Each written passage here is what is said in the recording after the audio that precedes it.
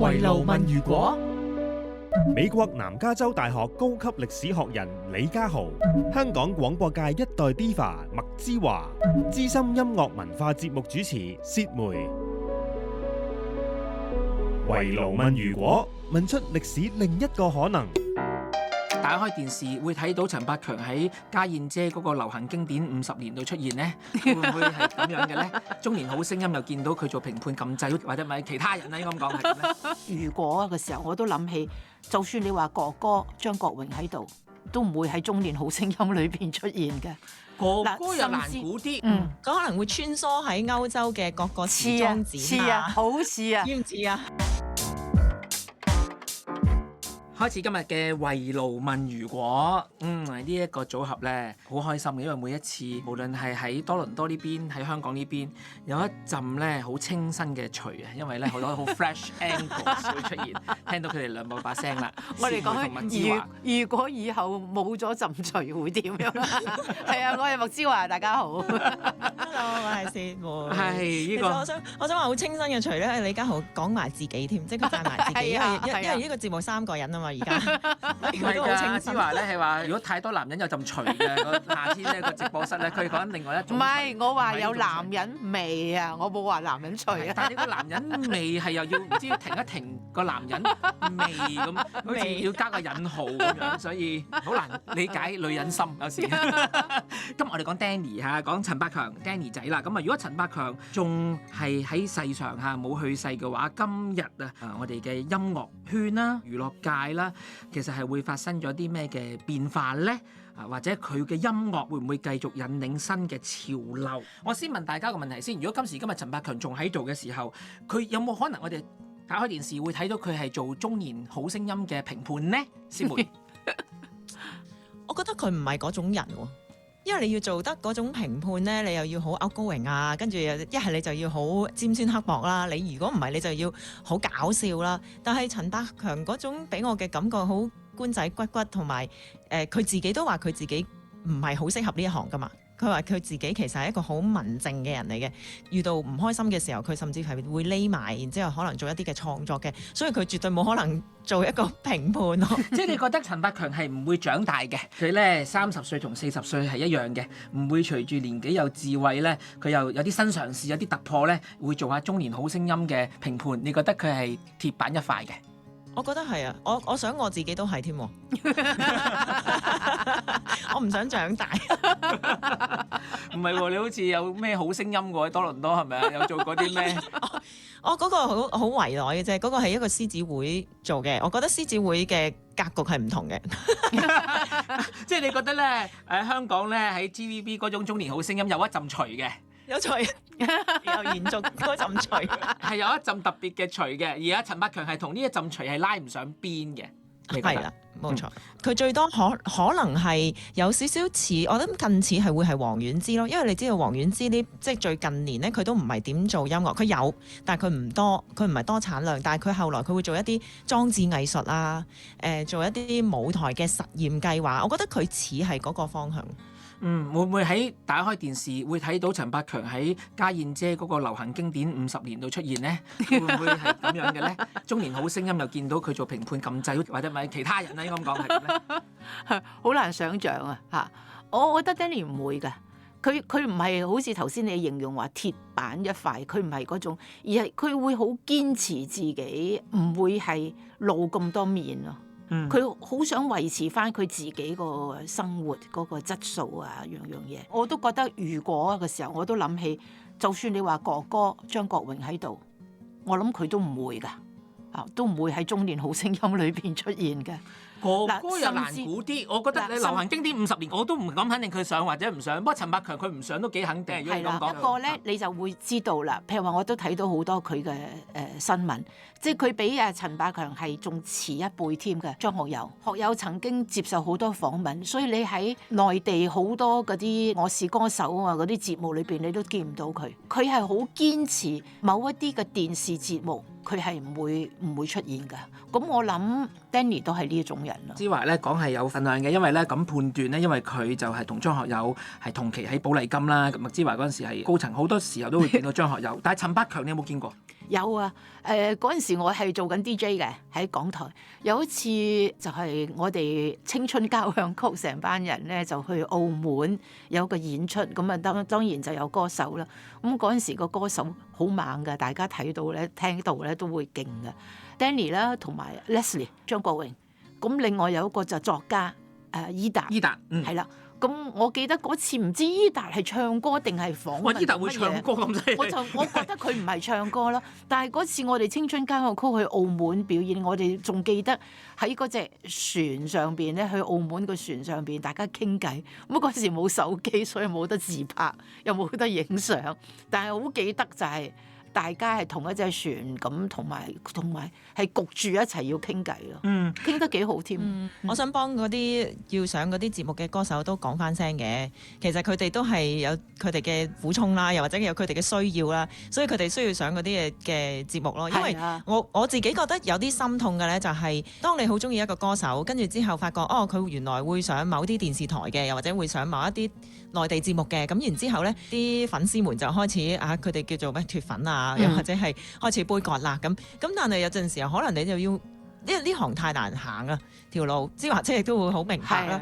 咁因為你真係如果要憑呢一行嚟到去揾食，實在係太困難嘅情況之下，如果佢想揾一條自己嘅出路，佢可能就需要去嘗試嗰啲方向咯。咁當然啦，即係 again， 即係頭先提到陳百強，佢唔會做啫，可能就係因為即使佢未離開呢個世界。其實佢已經係好成功啦嘛，即係佢好早期已經好成功，咁佢咪唔會有咁樣嘅需要去做呢啲嘅即係工作，或者去攞呢啲嘅機會。咁但係其實大把人冇呢啲機會，即係都好想可以有咁成功咯。所以咧，薛梅咧喺度咧，每一次嗰個討論嗰個層次咧，又可以豐富啊。因為咧，你講呢個 point 咧，就係話，如果我哋見到陳百強係，我哋都要睇翻我哋嗰個問如果講緊，當然就係如果陳百強冇死嘅時候，仲同我哋一齊嘅時候，咁啊，梗係唔係講緊嗰個80年代、90年代永續啦。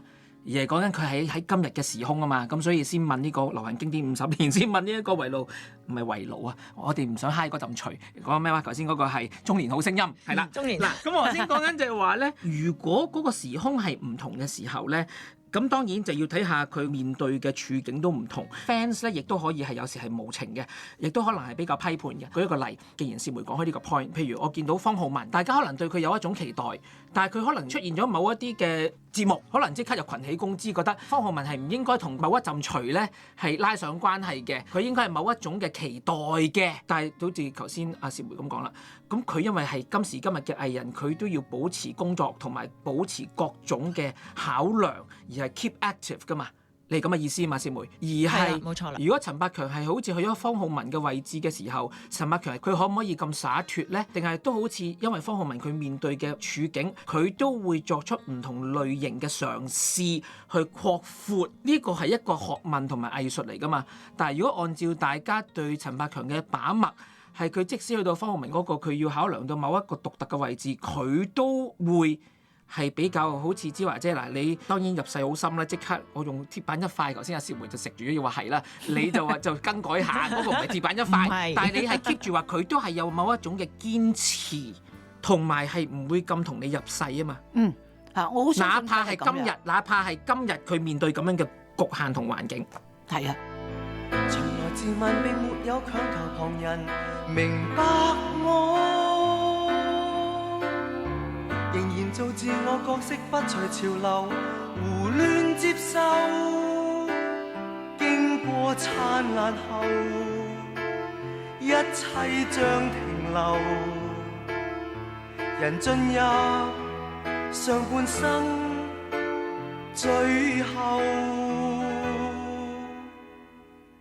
明了現實是沒法退回從前長路裏。然亦沒有帶走多年尋求，還是照舊。經過挫敗後，不會望回頭，迎接着下半生。以後淡退年月裏，凝聚無奈眼淚。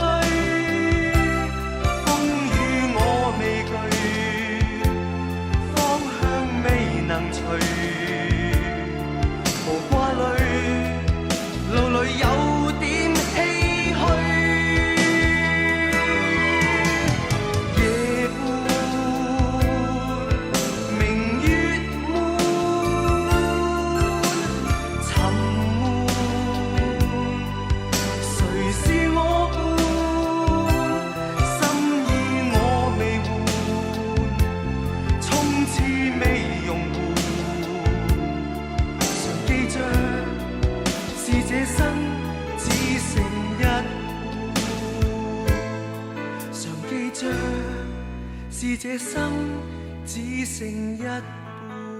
我自己做咗少少 research 啊，佢同期嘅人而家仍然喺樂壇裏邊比較係活躍嘅。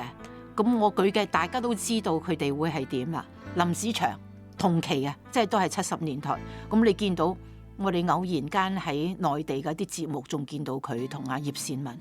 另外一個李龍基，我睇到嘅時候我就話：係同期嘅。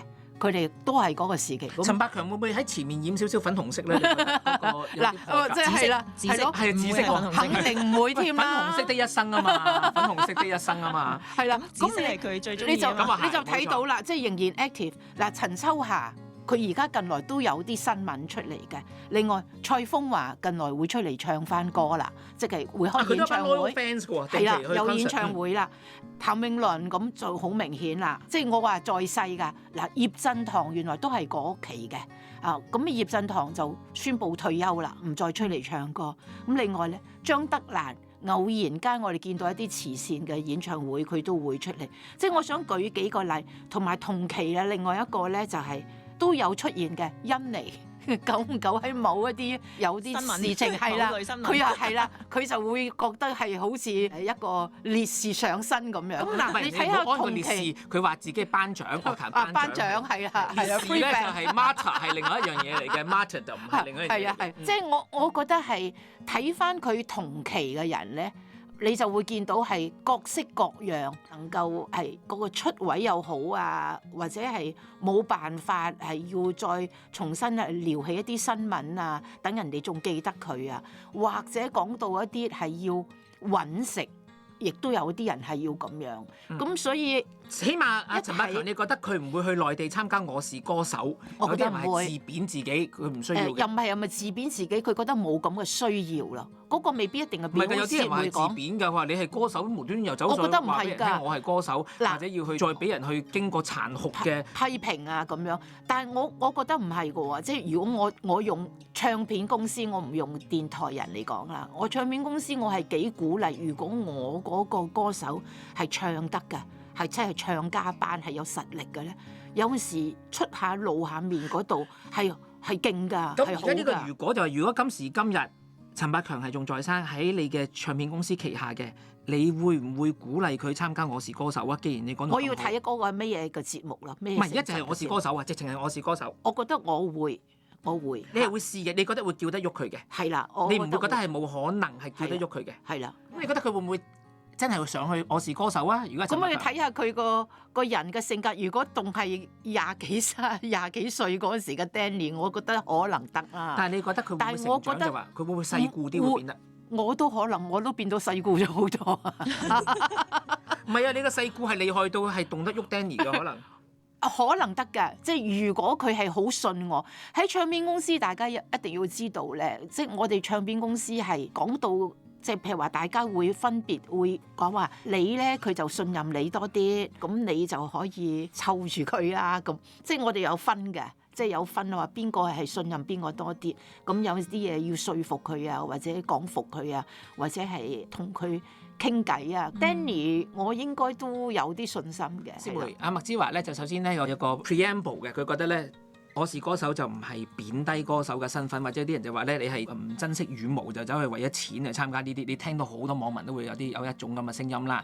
咁啊，但係咧，之華就從佢行內角度就覺得呢個唔係自貶身價嘅。佢都覺得咧 Danny 就一仲喺度咧，佢出現去我是歌手去參加我是歌手咧，都唔係天方夜譚嘅。咁你想唔想像到阿陳百強如果出現喺我是歌手係一個點樣嘅畫面？我唔會想像，因為你覺得唔會？即係好似我頭先所講啦，即係我會想像到佢會係好似王菀之咁樣，可能會開發一條另外嘅藝術路啦。因為俾我嘅感覺，佢都係一個比較藝術家嘅性格嘅個性啦。另外一樣嘢我諗起嘅咧，我會覺得唔知佢會唔會變咗好似而家嘅阿 Y 啊，即係 Wyman 啊，佢可能會穿梭喺歐洲嘅各個時裝展啊，好似啊，似唔似啊？係啊，佢應該係嗰隻。你係潛台詞係你唔會想像阿 Danny 出現我是歌手嘅喎。我唔會啊！我覺得甚至佢唔會留喺香港添，佢唔會留喺香港添。佢分分鐘會走咗咯，係咯，可能去咗日本，又或者係啦頭先講話，好似阿 Y 咁走咗去歐洲，去咗英國咁樣。咁然之後佢嘅，即係我覺得其實佢嘅性格亦都係導致咗點解之後來佢嘅離世啦，即係好多人都知道佢嘅離世嘅原因啦。咁但係同時間佢呢一種性格其實亦都係可以再 develop 多啲更多，除咗歌唱事業或者佢嘅即係音樂事業嗰方面嘅一啲 talent。為甚要受苦痛的煎熬？快快走上歡笑的跑道，成一分熱仍是要發光，找緊美好。春風一吹草再蘇，永遠不見絕路。明日變遷怎麼可知道？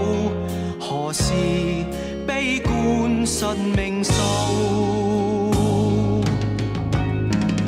似朝陽正初升，你要自信有光明前路。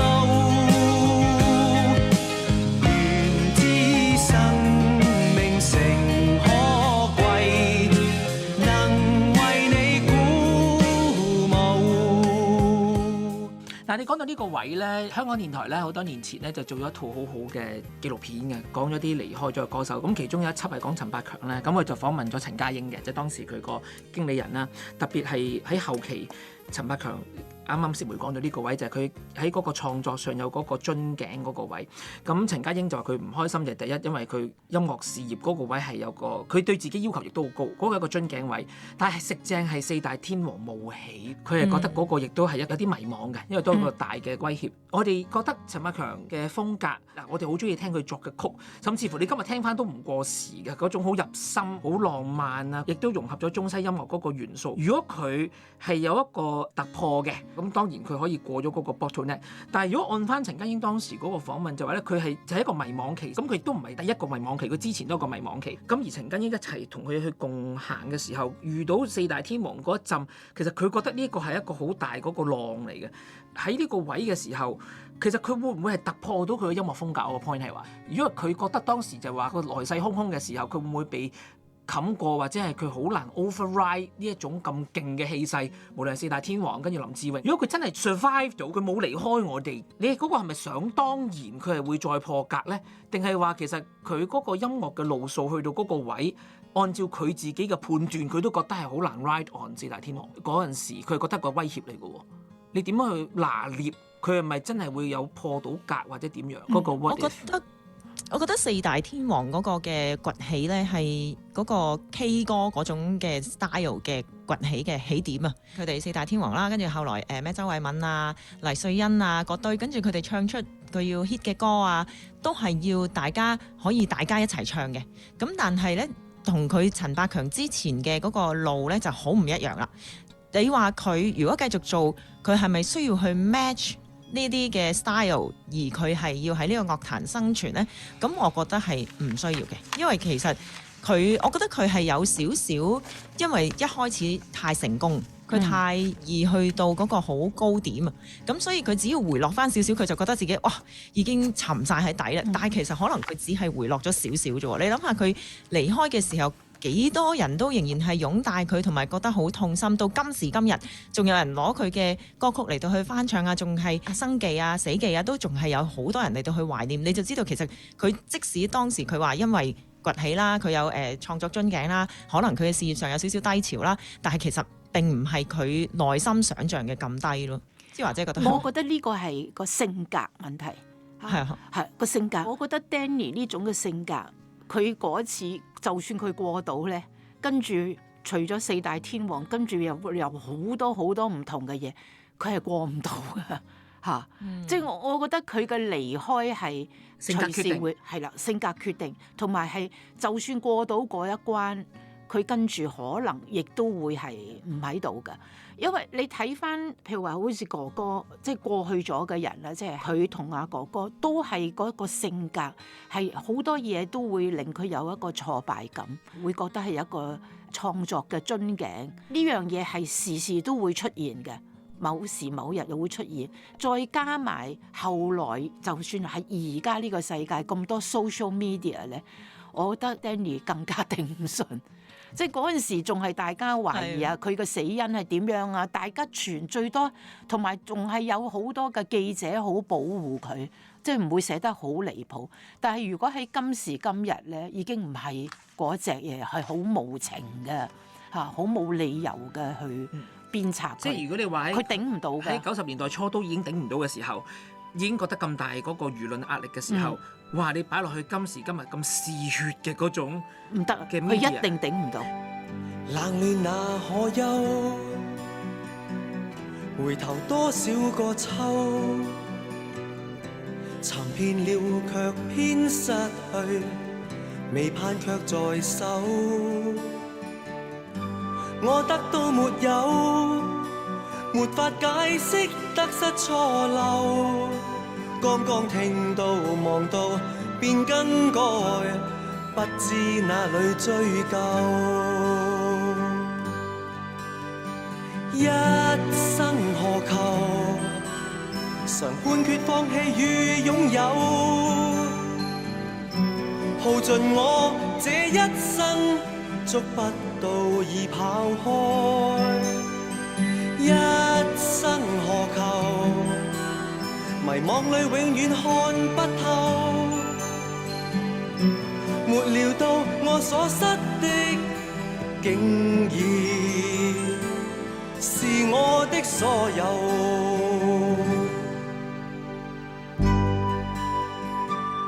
一定頂唔到。嗱，睇翻喺1990年嘅時候咧，陳百強就係喺1993年去世啦。喺1990年嘅時候咧，佢喺商台訪問都有提到咧，已經話係希望喺樂壇咧留多幾年，揾一啲接一啲嘅啱嘅電影角色等等啦，跟住就已經有個退休後嘅生活嘅規劃㗎啦。希望咁所以咧，或者佢當時當刻佢就咁講啦，即係希望都係唔係一個好長遠，即係好似 Leslie 咁樣一個最音樂嘅人告別樂壇之後，咁佢都係對音樂係真中意嘅時候，尤其是阿陳百強自己作曲咁多骨子裏嘅音樂人嘅時候，佢嗰個 what if 咧可以係無限個可能。我得到沒有，沒法解釋得失錯漏，剛剛聽到望到便更改，不知哪裏追究。一生何求，常判決放棄與擁有，耗盡我這一生，捉不到已跑開。一生何求，迷惘裏永遠看不透，沒料到我所失的竟然是我的所有。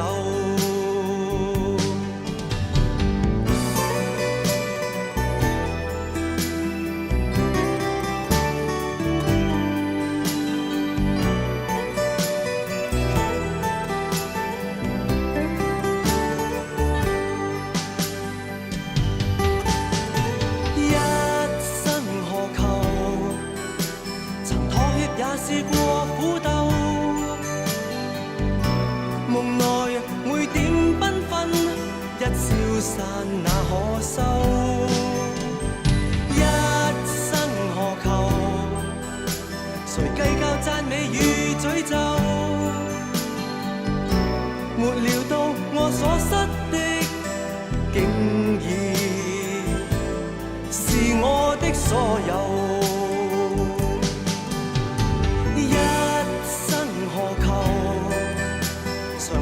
放棄與擁有，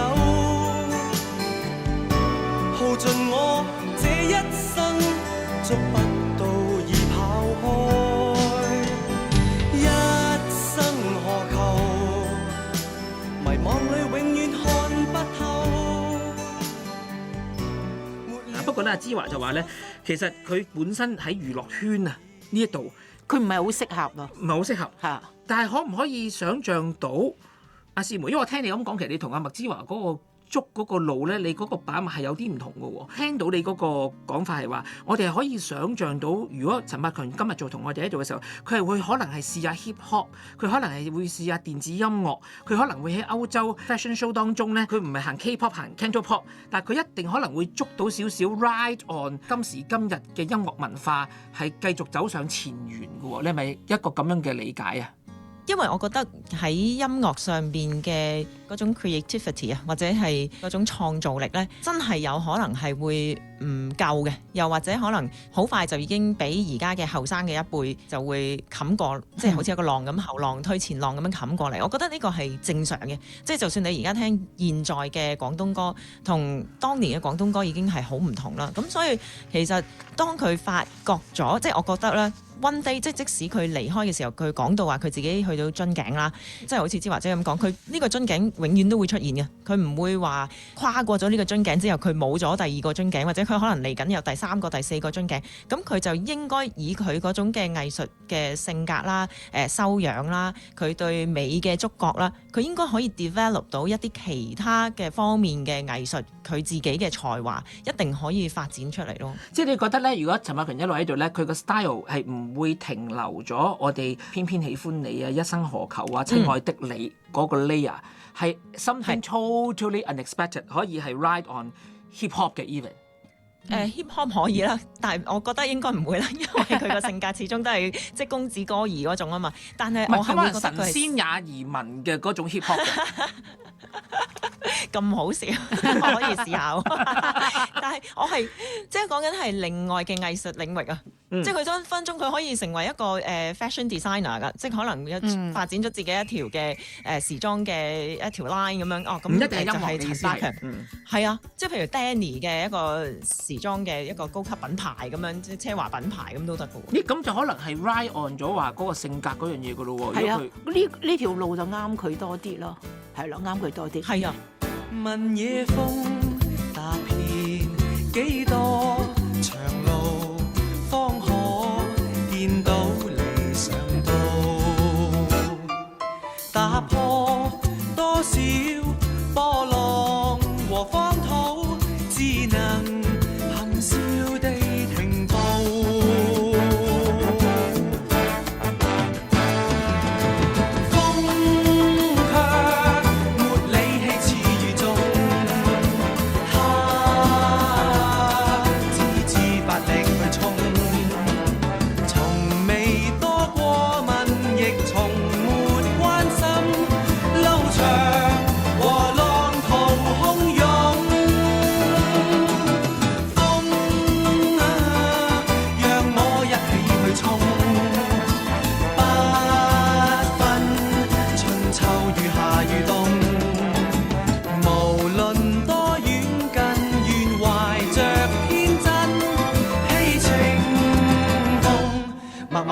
我哋三位一齊探討咗，如果陳百強今日仍然在世嘅話，唔同嘅可能性，可能佢會一齊帶動後輩，可能係推動新類型音樂，又或者佢嘅感情生活都有唔一樣。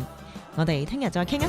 如內心有夢，便全力追蹤，不需計那天才可中。